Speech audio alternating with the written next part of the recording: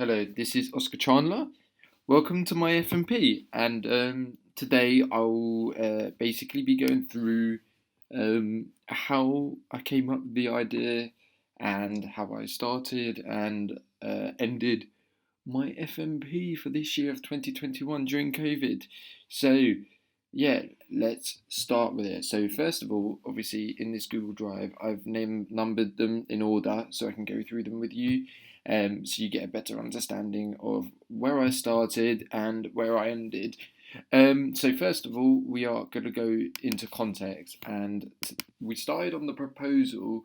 And at first, I had the idea of starting uh, something to do with happiness because during COVID times, everyone's been feeling very depressed, very low, very demotivated, and I wanted to create something that's unique and eye-catching, and that will make people uh, change people's mindsets during this COVID. So I started off with obviously the rationale, basically explaining all my skills and what I achieved and what I can do to benefit myself. And then I started talking about my project concept. And so the reason for this is because obviously I wanted to target a certain target audience, that people, that are struggling with, not being happy and stuff like that. So I wanted to make something that will change their attitudes, change their mindset, and get them, going and realizing that there is a lot out there if you explore and if you try and find happiness. So at first, I wanted to do like a poetic documentary, basically like visuals and music, but also a voiceover because I wanted to just explain how I felt and what and explain to people how happiness is because I feel like that's so important at the moment.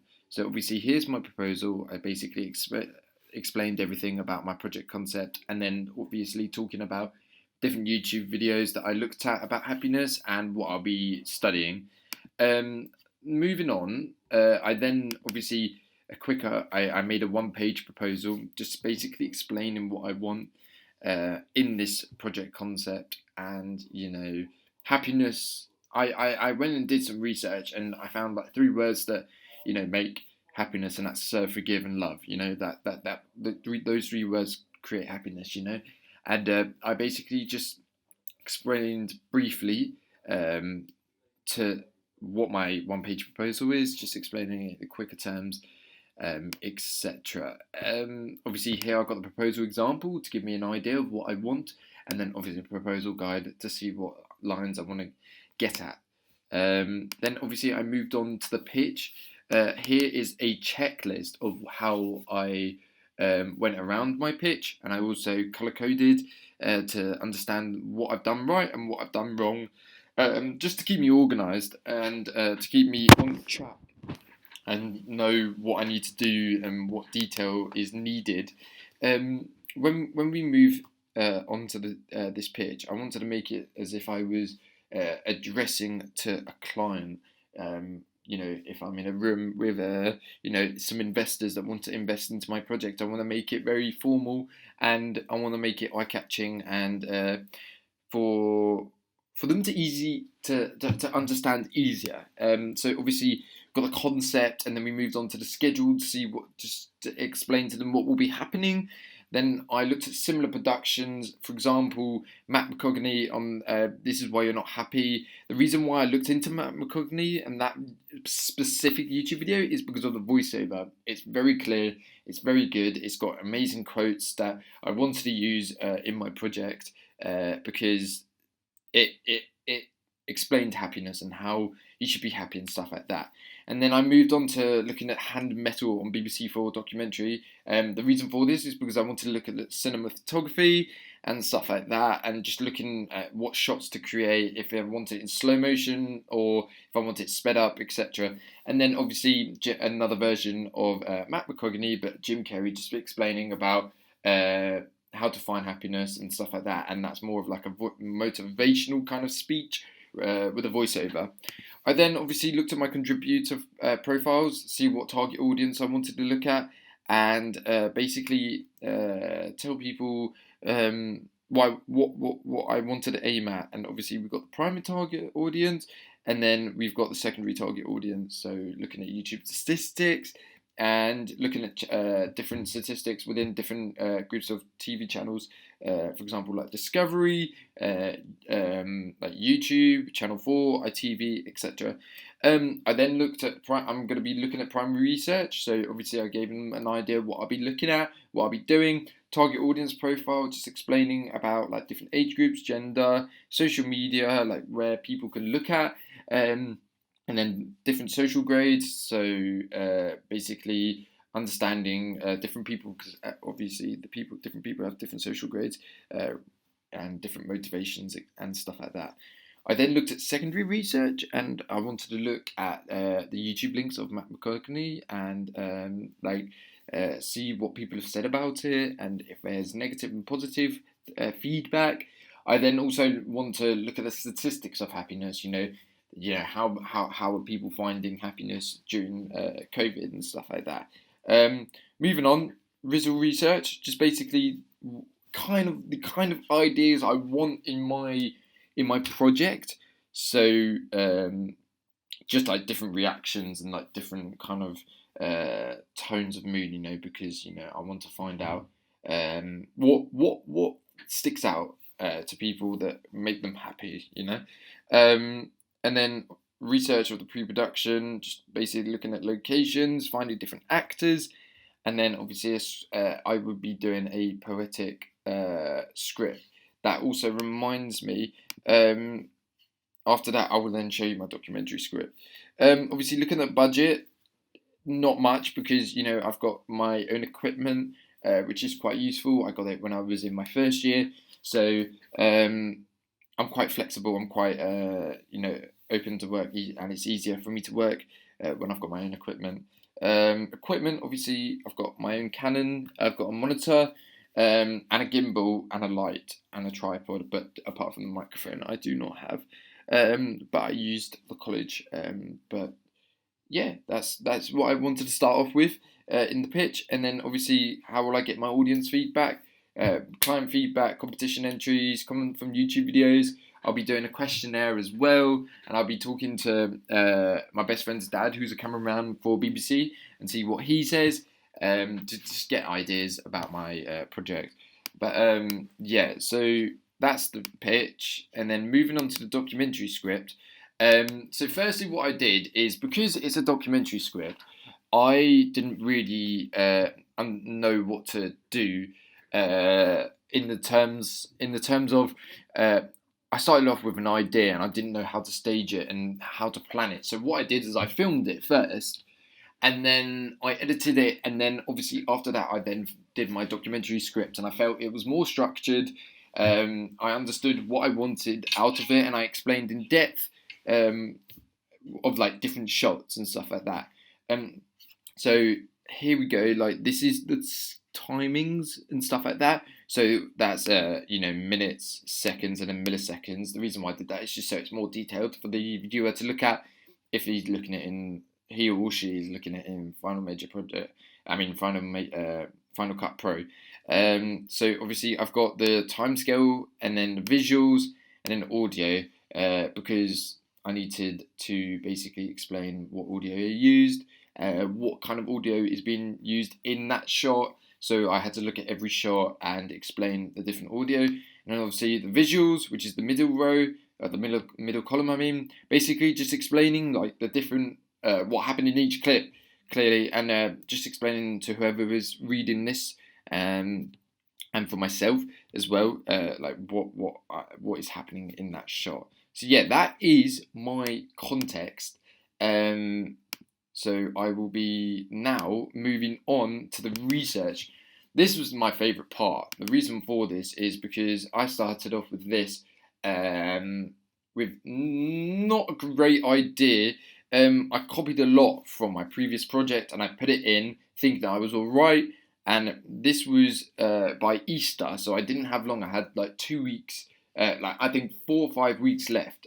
And I showed Mike it, and he was my tutor is Mike, I showed Mike, and he wasn't happy with it. He deleted it all. So I was feeling very stressed out, very upset, and I was like, I need to focus. And so I scheduled myself to do 3 hours each day over the course of Easter, and I managed to get a lot done and a very detailed research report. So as we start, I'll go through it with you. The workflow, basically, I just had a little workflow just to get myself into mind of how to start, how to progress, and how to keep on task with my research report. So here you can see that I looked at a YouTube video on how workflows happen, just explaining in detail about it. And then I did my own examples, but a very detailed workflow, just so I know what I need to do, and I know if I get stuck, what I need to work on, and where to go from there. So next is the contextual research.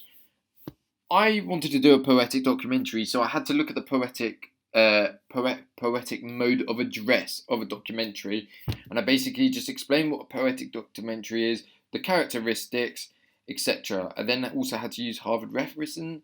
All of this in the research report is all Harvard reference, so there's no copying, like there's no illegal copy and paste, etc.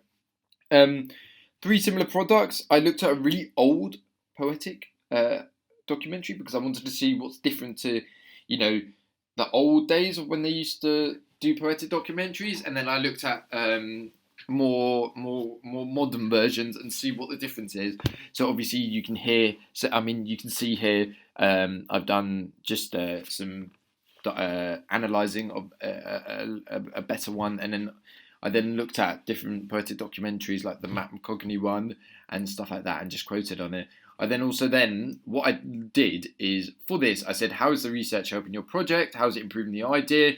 And the reason why I colour coded this in blue is because I wanted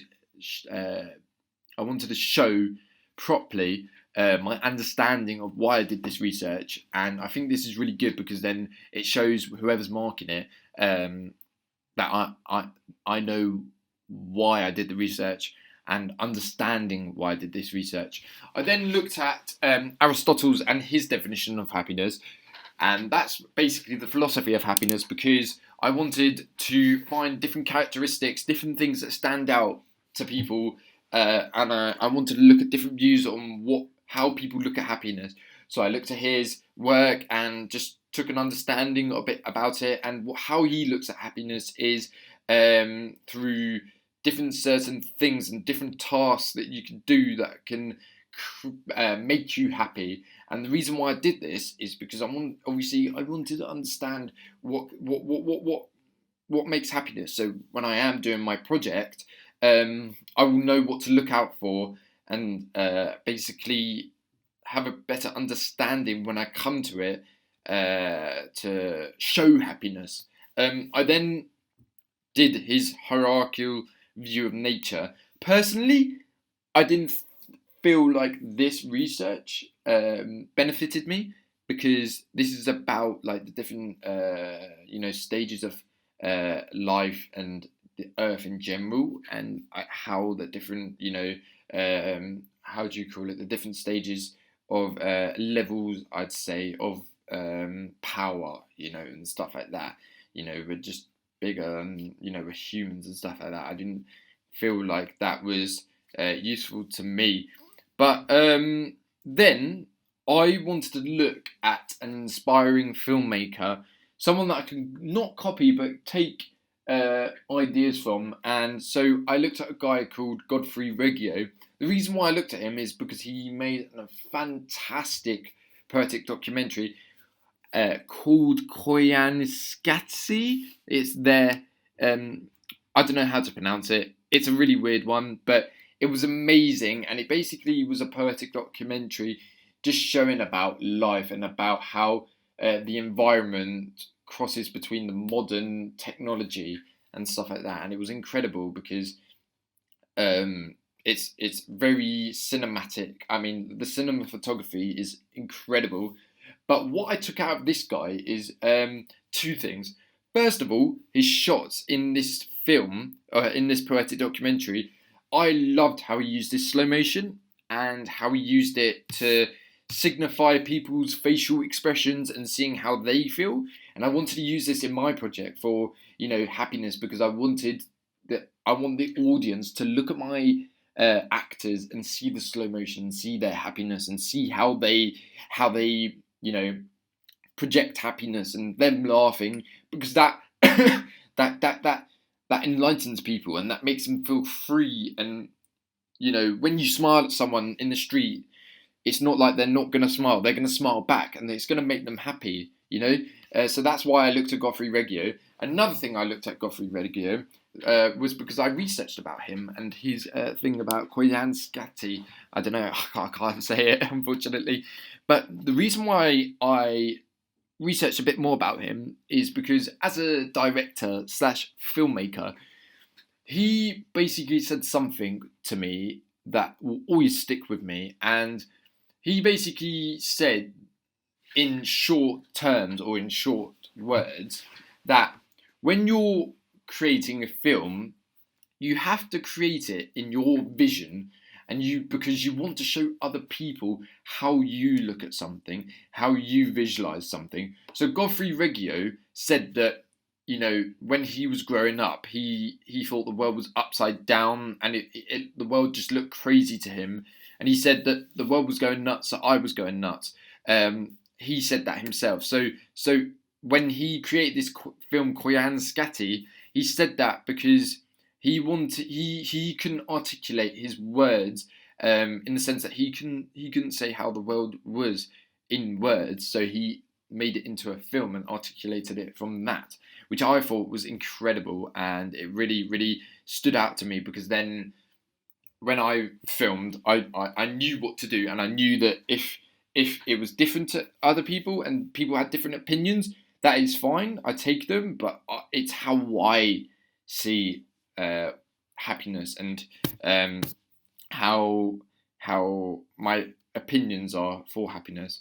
I then looked at primary research, and here I looked at I did a questionnaire, and basically I wanted to find out my target audience, and I asked my target audience about happiness. So what I will do is I'm going to go here. I'm going to go to happiness. This is a questionnaire I did about happiness. So I did one sentence. What do you see as happiness? What makes you happy? Would you say you're a happy person? Are you happy right now? If you're sad or upset, what makes you happy? The reason why I did this, I did two kinds of research. I did quantitative and I did qualitative, because I wanted to understand people's gender and age to see where my target audience is at. And then I also wanted to ask if people are happy right now, because obviously I asked them during COVID and I got 57 responses. And also I did this questionnaire to see how people look at happiness. Like that, then I've got statistics, I've got views on how people look at happiness. So then when I do my project, I can look at for these things. For example, cuddles, people smiling, meeting friends, socializing, money, the sun, etc. This means a lot, and this gives me such a good head start, because then I know what to do and I know what to look at when filming, and what I need to include into my film, which is great. So going back to the research report, I then just basically analysed it from what I got. I got this massive spreadsheet from all the answers of this questionnaire from different people. I got like 57 responses, which is excellent. I then just basically reviewed it and stuff like that, and then I explained and conducted the research. I then looked at the social grades for the demographics and target audience, just to basically understand the different social grades and what target audience I wanted to aim at. I then looked at demographics and psychographics of YouTube, because I wanted to see if it's easier for me to upload my poetic documentary to YouTube, to see if I'll get a big growth of people watching and understanding and liking my project. So I looked at who would look at YouTube and like what target audience YouTube have, and I just basically conducted my research and explained why I did. Moving on, I then looked at fixed mindset versus growth mindset, because these two mindsets are so important for happiness. Because when you have a fixed mindset, you think you're right, and whether you're wrong, you accept you're wrong, and you just won't improve. The reason why I believe that is incorrect and that is not good is because if you have a growth mindset, you're always eager to improve. And when you do improve, that gives you endorphins and that makes you happy. So I looked at mindsets. Personally, this wasn't as useful as I thought it would be for my project because it doesn't help me to understand why people should be happy. It basically explains different personalities, not personalities, but different mindsets that could make happiness. It's not certain, but that's what I thought could create happiness. So yeah, I just explained about it more in detail about fixed mindset and growth mindset. I then looked at the World Happiness Report and basically just saw the World Happiness Report in 2021 and 2020 because of COVID-19 because it's the worst it's ever been, and I basically just had an idea of different countries and how happy they are. Some countries have struggled quite hard with COVID, so I wanted to see which countries that was and stuff like that. I then looked at just more detail of that, and then just basically understanding. I did some analysing of why I conducted that research. Looking at the visual research, the reason why I wanted to do some visual research is because I wanted to see what kind of shots I wanted to use. If I wanted to use close-ups, if I wanted to use mid shots, if I wanted to do really far shots. So for my previous project, I did secrets, and I wanted to include some of those shots because the reason why I filmed some shots in secrets is because I wanted to add it into my final major project to see what's good and to understand what shots I wanted to use and see if they would be good. So I like the fact that I used close-ups. It really shows your facial expressions, and so I just basically spoke about that, and I used a rule of thirds and using the rule of thirds. This, close-ups have got regular shots. I looked at that just to look at them and basically capture their expressions, etc. I then basically did evaluation and audience feedback. Obviously, I did another questionnaire, basically just stating about. I will show you it in the next few moments. But I did a questionnaire just explaining to if they liked my project. I did quantitative and qualitative, so I did about gender and age. And then I also did research about if you liked it, what I should have done, and what you think I should have done better. And I just basically analysed it, and it was very good. It was useful, and there's a lot of things I could have done better, like adding more views on happiness, like more actors and more people. And yeah, so I was just reflecting, and the reason, and I like saying about my voiceover, I didn't include a voiceover because when I was filming, and then when it came to post, it just looked so much better without a voiceover, with the music and all of that, because the music was just incredible. Moving on then from research.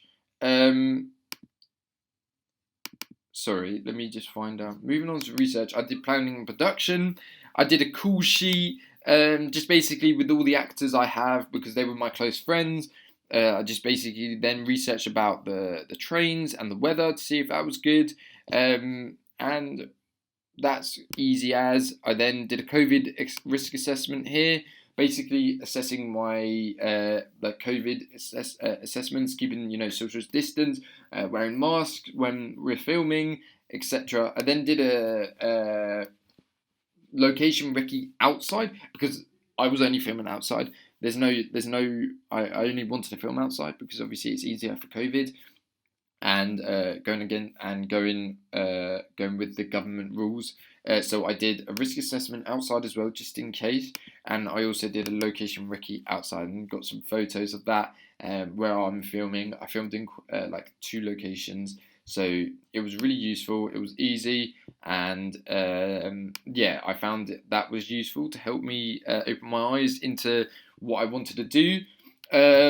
When I had a problem, I just went into a problem solving log, And here, this was problems that could happen, potential problems, about battery, software, when editing, storage. I always had two SD cards on me, so if one corrupted, I've always got another one. I bought a hard drive just so I could be easier, so I could edit on any computer if there was a problem, and I'd always have my edit always on me, so that's really useful. I then looked at problems that actually happened, for example, like equipment. And then, like, for example, when I was filming, when we were filming in a certain location, there was security and they wouldn't let us film. It was quite bad because the location was excellent, so we had to change location. And then, obviously, the weather when I was filming wasn't the best, so I just wrote that down. And yeah, moving on then to the next bit is evaluation reflection. Obviously, I told you about it before. I've done my evaluation in my reflective journal, but here is a questionnaire about my evaluation. I basically, just like I said, ask some quantitative and qualitative information so I get a better understanding and how to analyze my final major project to benefit from it. Yeah, so obviously practical skills, I put my FMP in there because, that was the practical stuff I did. I filmed, and, I just went out and filmed lots of things. Now, here, this is like the main bit. So, I did guidelines for my reflective journal here, just so I can keep on track. I did an FMP checklist to keep on track with what I'm doing. This is not up to date because my teacher was meant to write some stuff in and see what I can improve on and stuff like that. So that's not up to date. But the grading matrix is really important. The reason why I had this on my main page is because I want to get a distinction. And so I read through every section. So I know what to do to get a distinction.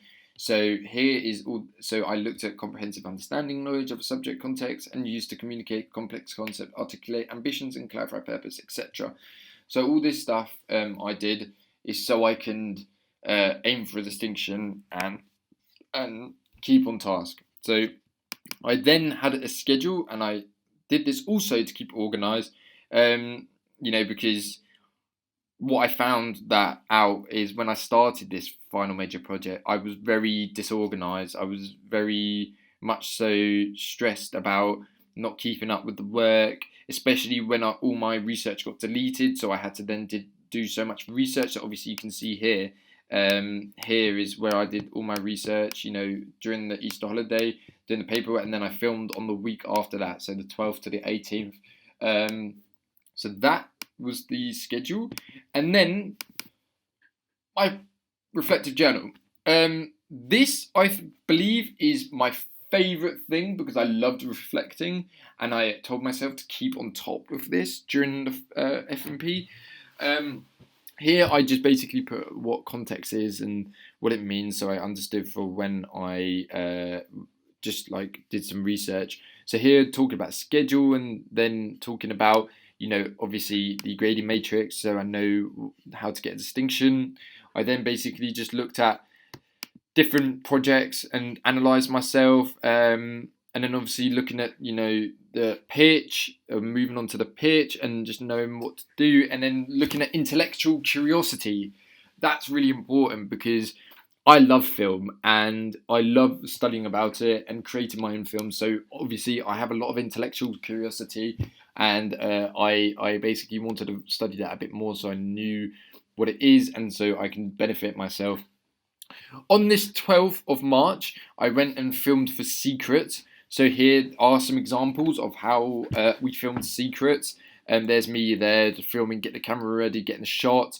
Basically, for example, problem solving. There was light coming through the window, so we put a rag to just set the scene to make it darker. Otherwise, without that, it would be the lighting would be very light. Obviously, you've got lighting here, setting up for the shot. I love the rule of thirds, so I looked at rule of thirds, I explained what it is, and I wanted to use it in my project. So here you can see I looked at rule of thirds, explained it, and then I also did it in my secret so I can do test shots and know how to use rule of thirds for my final major project. I'll be able to use it and be very good at it and have a bigger understanding. For example, like here, just using the rule of thirds and understanding how to position the camera. I then just went through, with Mike about my research, my proposal, just basically highlighting all the stuff that I need to improve on. And yeah, doing the workflow stuff, just analysing, then my schedule, then moving on to, analysing the questionnaires that I did for my research and the demographics of YouTube. And obviously spoke about this at the start about how I analyse my work to understand and to benefit me, so I have a better understanding of why I did the research and stuff like that. I obviously then looked at growth mindset and fixed mindset and the World Happiness Report. I then looked at, production, paperwork, and just basically understanding what I needed to do for my production and my risk assessments. Basically, I analysed all of this in my reflective journal, just so I know what to do for next time and to get a better understanding, because I feel like when I do this reflective journal, I come away from it understanding what went wrong and what I did to improve. So I'm getting that better understanding already. I also made my own Giphy from like a location we filmed in, just to show like the locations and stuff like that, and photo of me getting ready for film. I was just basically analysing. Then I analysed my edit, just basically showing about how I did the slow motion and different order of the videos, and then adding music, and then obviously with the poetic script, so the documentary script, just how I did that, and the evaluation and stuff like that, analysing the questionnaires, and I then, so this is the evaluation of my final major project, and then I did a SWOT analysis on my project, and then looking at another poetic documentary, which is Koyansis Scazzi. I can't say it, but yeah, that's by Godfrey Reggio. So I just basically explained what he did better than me, with strengths, weaknesses, opportunities, and threats, and then I just analysed it at the end. So yeah, going back, I then want to show you my Wix website, and how I ordered it throughout the whole time I've been at college. So obviously here we got the Wix website, we've got my logo. The reason why I did this logo is Taurus, because the bull, and then Roccoso Productions. Rocco Productions. So Roccoso is Rocky in Spanish. I'm Spanish. Rocco is my middle name, and then Productions obviously is the name of my company. I then, moving on to just an example of video. So this is my final major project. I then showed examples of like the horror challenge. Basically, these are all the different workshops I did. So just explaining how I started. And obviously here you've got like different examples and stuff like that. So yeah, it's useful, and it basically shows how I started learning how to film. And then obviously here's that's a photo of me and been working and doing production for a gaming company. But yeah, so if you go to the top, you've got the home, you've got FMP. So this is my FMP. For example, there's a shot here that I can show you. Let me find it. So here, I liked this shot because it just shows socializing and just happiness and stuff like that. I also did another shot, of these guys talking, because I wanted to show that goofiness and being able to have fun with each other, because it's happiness, and it should enlighten people, and that was my goal, to enlighten people. You see here like just happiness, showing facial expressions in slow motion, because then the audience can take in really well. Which that's what I try to aim to do. This is obviously German expressionism. So here, like, you all got the links of the horror challenge as well, the 72-hour challenge, And then obviously you got like video. So yeah, it goes to the video, and then workshops. It goes to workshops, which are all here, like I said, and then contact. So if you ever wanted to contact me, you can contact me. But yeah, that's my final major project. Thank you so much for watching. I hope you enjoyed it, and take care.